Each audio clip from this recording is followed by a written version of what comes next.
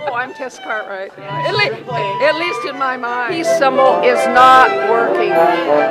So part of this adventure is to turn it around, and the opposite of the current peace symbol is the runic symbol, which stands for protection, and this is it. To protect and bring joy to mankind and growth and movement forward for the better.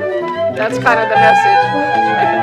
So here we are at the Baldwin High School in their band room. We're recording the soundtrack for the Garden of Bee. It was inspired because of a tragedy, to me at least a tragedy in my family, being separated from my first granddaughter, and this was in the early 90s.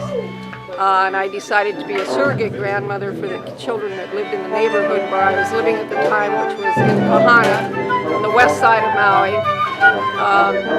My husband and I rented a space. We were the first tenants in the Kahana Gateway Professional Building. And they gave about 2,000 square feet of empty, unfinished office space to me that was on the ground level on the front corner. And I put a sign out in the street that said free art classes, and the kids in the neighborhood saw the sign and they came in, and we started the Garden of Bee there. We put on the first performance there, invited the family and friends. We had about 100 people sitting on the concrete floor. Thank you so much, Tess, for having. Joe has a goal to do this recording in 2 hours,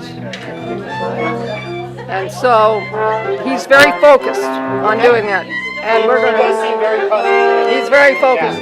So far, it seems to be materializing, which is the whole thing. Is if you dream something and then you share it, pretty soon it starts coming into what we call the real world. But maybe the dream world is the real world, and all of this is the fantasy.